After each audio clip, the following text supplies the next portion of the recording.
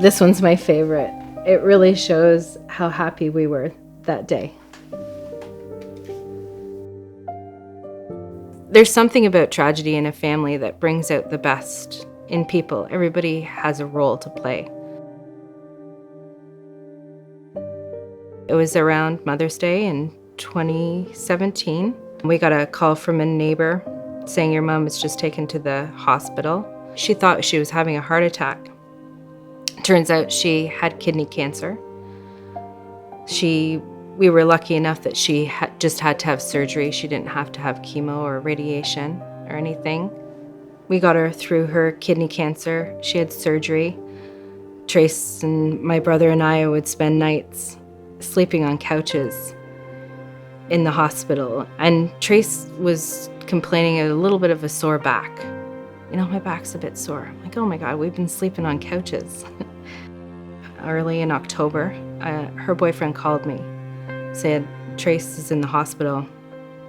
We don't know what's going on. She's in pain. She's throwing up. I said, okay, I'll be there. So I went up to Lindsay. Then the doctor came in and he said, I'm sorry, I have some news. You have ovarian cancer. I mean, it was a whirlwind of 3 months from a fully healthy person to her final days. The day she passed, everybody was here in the house. That room had 2 beds in it, all kinds of medical equipment. Trace and I were each other's rock through everything. She was always there for me while she was sick, because I knew I would be caring for all of the girls. I made arrangements to have myself checked out. I went to see the doctor just for my regular checkup. And she had said, you know, I think it's wise for us to do a biopsy. She called me a few days later, and I knew right away. By this point, I was pissed. I was angry. I was mad that how can this happen? I could not let my family see me go through chemotherapy, radiation. The type of treatment I received was pretty expensive, but it was worth it.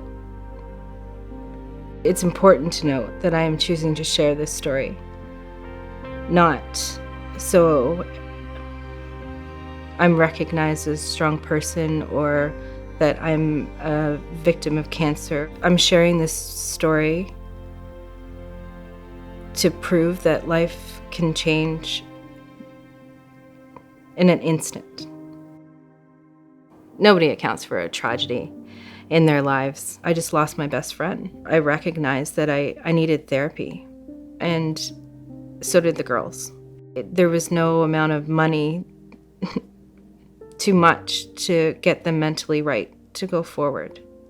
It just reiterates how important it is had I had some coverage to cover those costs. It was almost something that I'd forgotten about. Rhonda from the Durham Region Association of Realtors called me up and said, we're going to put in for your critical illness. And I'm like, what?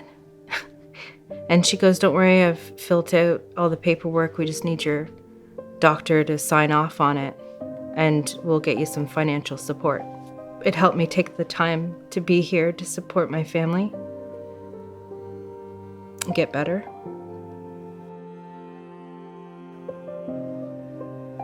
I'm good.